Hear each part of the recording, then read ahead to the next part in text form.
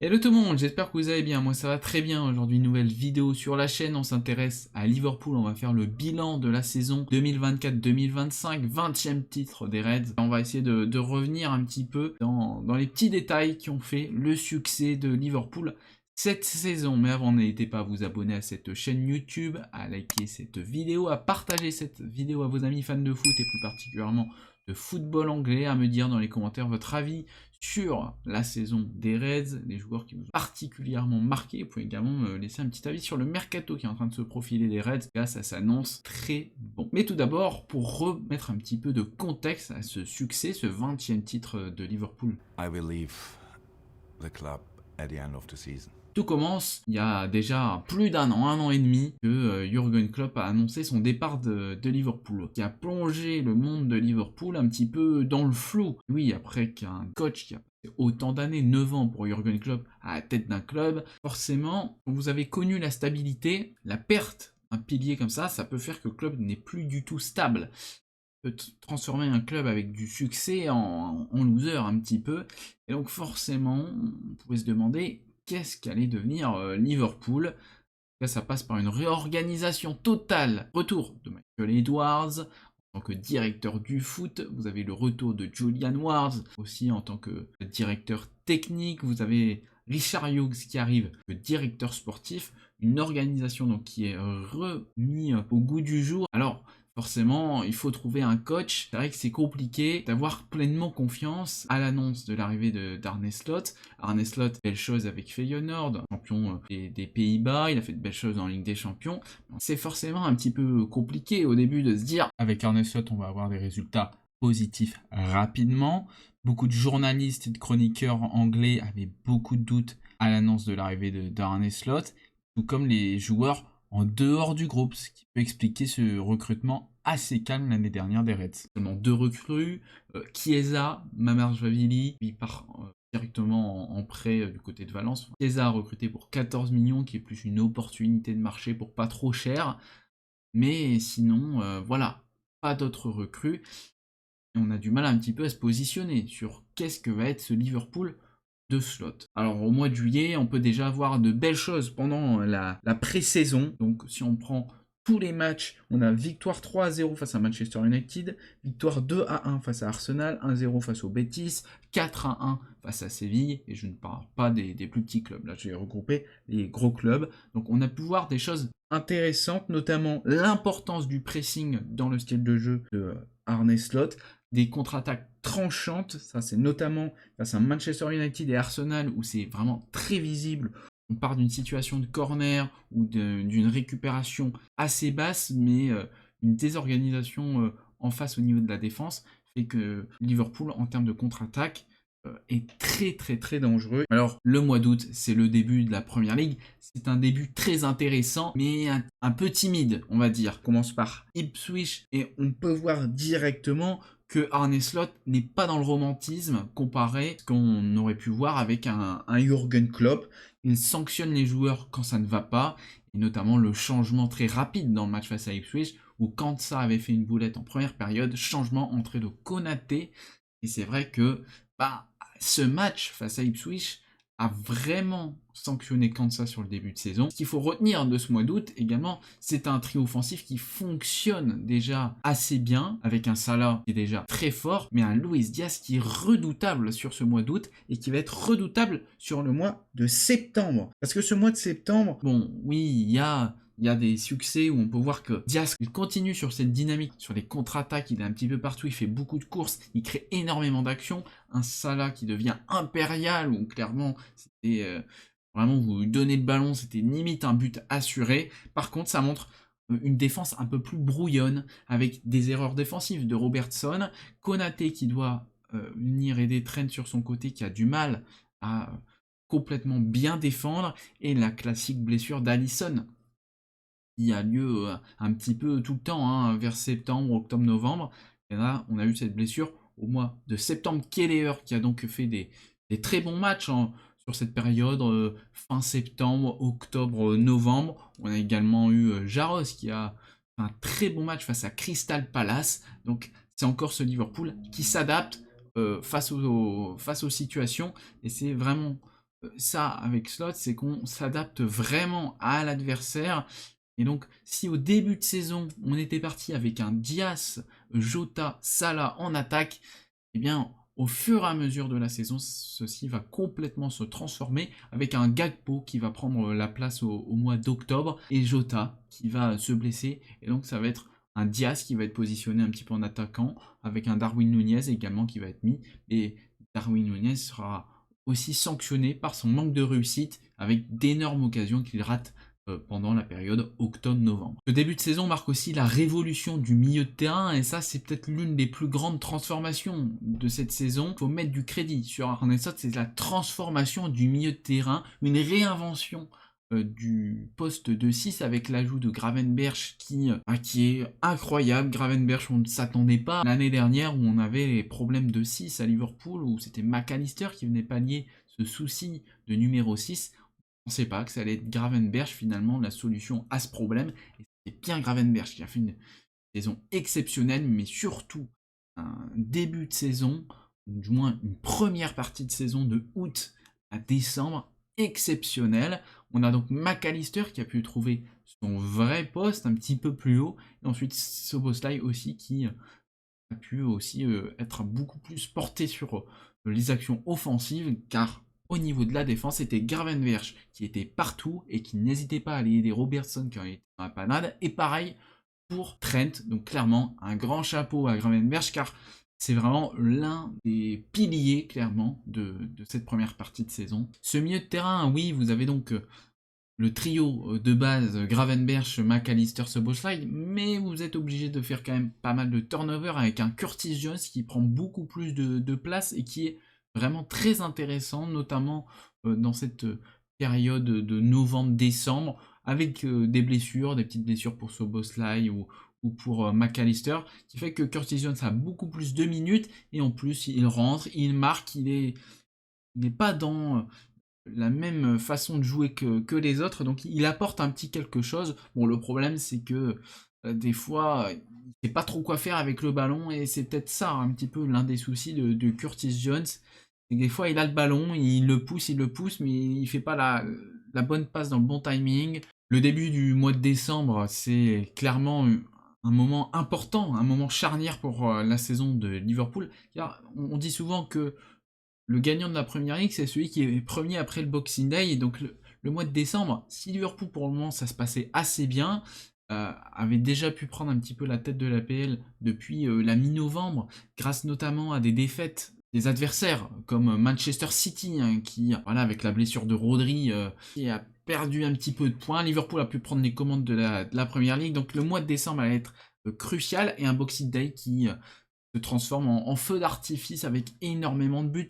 Quelques jours avant le Boxing Day, vous avez eu une très belle victoire face à Tottenham, mais ensuite vous avez une belle victoire face à Leicester, une belle victoire face à West Ham.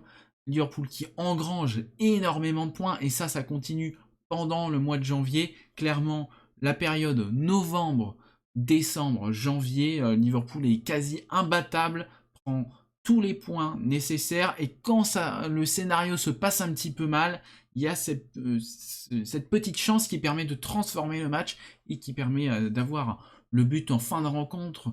Et ça, c'est clairement incroyable. Pendant ce temps-là, j'en ai pas parlé un petit peu avant, mais c'est vrai que vous avez la Ligue des Champions, ce qui se passe très très bien. Liverpool qui termine premier de cette phase championnat de la Ligue des Champions. Ça se passe très bien aussi au niveau de la Carabao Cup, ça se passe très bien au niveau de la FA Cup. Clairement, quand on arrive au mois de janvier, Liverpool fait une saison quasi parfaite. C'est au mois de février où là les choses commencent un petit peu à se gâter, avec notamment une semaine un petit peu noire, hein, on peut le dire, où clairement Liverpool a vécu pendant cette semaine où vous avez eu défaite au 4e tour face à Plymouth.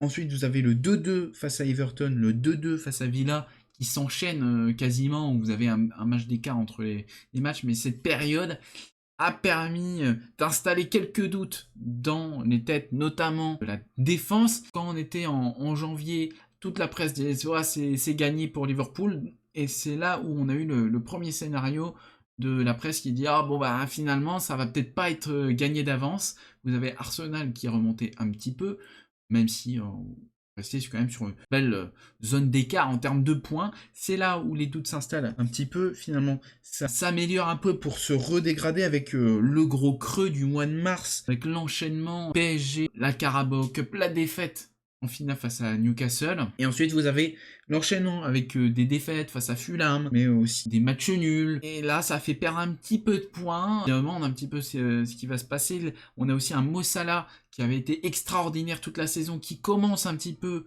à moins marquer, mais c'est des hommes comme Gakpo par exemple là qui prennent le relais et qui marquent un petit peu de but. Ça permet de sauver quand même les points.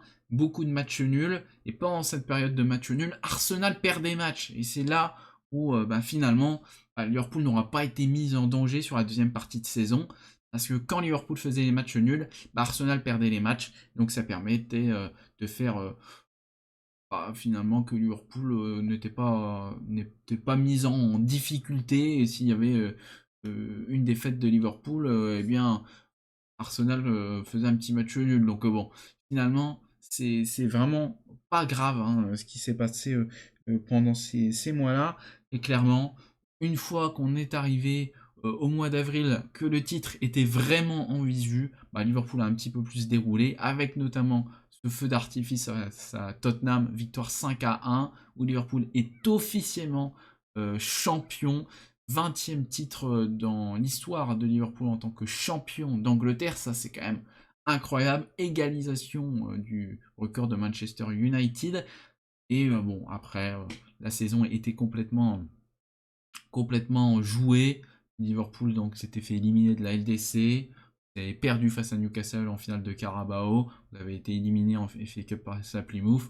Une fois le titre mis dans la poche face à Tottenham à Anfield, clairement plus rien à jouer. Et les matchs, c'était juste pour faire la parade du champion. Il n'y avait pas grand chose de très important dans les derniers matchs. Vous avez le match nul ensuite face à Crystal Palace en dernière journée pour clôturer ça et avoir forcément la remise du trophée, ce qui était très important. Une très belle saison des Reds, et on a pu voir que la machine slot est très bien rodée, et ça va être très intéressant de voir ça par la suite. Aujourd'hui, le projet de Liverpool, là où il y avait des doutes l'année dernière, eh bien là, c'est un projet très convaincant, très intéressant, un projet ambitieux quand on voit le mercato qui arrive. C'est vrai que si on peut retenir des choses de cette année, qui a quand même été réalisé avec 3 cadres qui sont en fin de contrat. Et c'est vrai que, parler l'année dernière, pour moi, il fallait absolument prolonger les joueurs dès l'été dernier. Ça avait mis extrêmement longtemps à être prolongé. Hein. Finalement, c'est qu'à la fin de la saison, on a eu à attendre limite le titre pour dire d'avoir les prolongations. Ça a mis énormément de temps. Et donc, vous jouez quand même cette saison pour le titre avec quelques blessés, mais vous avez vu quand même une bonne partie de l'ossature de l'équipe qui a été là toute l'année. Oui, vous avez eu Alisson qui s'était blessé à un moment, mais Keller a été très bien remplacé. Voilà, en attaque, même Jota s'est blessé, mais finalement Jota n'était pas très impactant cette année. Vous avez un Gakpo qui a été très très bon. Donc bon, sur les blessures au milieu de terrain, pareil. Voilà, vous avez Elliott qui pouvait venir remplacer, Curtis Jones qui pouvait venir aussi. Donc sur les petites blessures qui étaient vraiment pas des très longues, j'avais eu notamment un coup de stress, c'était Konaté face au Real de Madrid qui s'était fait tacler sévèrement, mais finalement il s'était pas vraiment blessé, donc ça c'était super. Donc une saison Liverpool sur le plan médical qui se passe très très bien. Et forcément, c'est l'accumulation des matchs, le fait que vous arrivez au mois de février avec une équipe qui est encore dans toutes les compétitions et qui pour le moment fait copie parfaite. Forcément, vous allez avoir un petit peu de raté. Et finalement, c'est aussi à ce moment-là de la saison où vous rentrez un petit peu dans le money time. Donc là, vous ne pouvez plus perdre trop de matchs. C'est forcément c'est coup près. Donc l'accumulation fait que c'était un petit peu compliqué. Mais faire une saison comme ça, avec donc des cadres qui n'avaient plus de contrat pour l'année prochaine, c'est quand même très très beau. Une équipe donc qui a découvert Arne Slot avec des principes de jeu qui sont quand même très proches de Jürgen Klopp, mais en étant un petit peu différentes. Forcément, un pressing constant, une importance de la possession quand même, hein. Arne Slot aime beaucoup avoir le ballon et pouvoir construire un petit peu, voilà, c'est très intéressant. Mais on a quand même une transformation de Gravenberch, une transformation de Gakpo, et c'est vraiment ça qui a permis aussi à l'équipe de, dans les coups de moins bien, d'aller mieux. Et forcément, un Salah impérial, tellement fort Salah cette saison, incroyable, même si c'était un petit peu plus compliqué sur la fin de saison. Et trop fort, 29 buts cette saison, quand on regarde ses stats. Il est partout, il est dans les passes D, voilà. C'est incroyable, hein, vraiment. Cette équipe de Liverpool a réussi à avancer grâce à son Égyptien. Mais c'est vrai que quand on regarde les stats, bon, oui, il faudrait améliorer un petit peu la défense. Car ça se passait bien, mais la fin de saison a fait chuter complètement les stats, hein. Parce que normalement, sur la saison, en termes d'expected goals concédés, vous étiez en dessous de 1 à chaque fois. Et là, vous passez à 1,08. Ça, c'est un petit peu dommage. Et c'est vrai que vous avez des petites erreurs défensives qui venaient surtout des latéraux. Euh, voilà, il y avait des petits. C'était un petit peu brouillon sur la défense. Je pense que c'est vraiment le point qu'on peut améliorer pour la saison prochaine. Si vous gardez une armada offensive aussi intéressante l'année prochaine, ça peut que bien se passer. Et quand on voit le mercato qui est en train de se faire, l'ajout de Wirtz fait que vous allez être très dangereux en attaque. En défense, vous avez pris de bons latéraux pour remplacer Trent et pour remplacer Robertson. Donc je pense que la saison prochaine va également très bien se passer, mais ça, on en fera une vidéo dédiée. Clairement, ce Liverpool 2024-2025 nous a fait rêver. Clairement, je n'aurais jamais pu dire en début de saison, Liverpool va remporter le titre. Bravo, monsieur Arne Slot. Quelle première saison! Vous rentrez dans le club très select des managers qui ont fait une saison de première ligue et ont remporté direct, hein. Il y a Pellegrini, il y a Mourinho, Conte également. Ça, c'est incroyable. Bravo Arne Slot. Quel manager. Vraiment, on est parti pour peut-être un bon cycle de domination de Liverpool si tout se passe bien. En tout cas, Liverpool est devenu ambitieux maintenant. Ça fait rêver. Merci en tout cas de m'avoir suivi. J'espère que cette vidéo vous a plu. Nous, on se retrouve très vite pour une prochaine vidéo. Allez, à la prochaine tout le monde. Goodbye.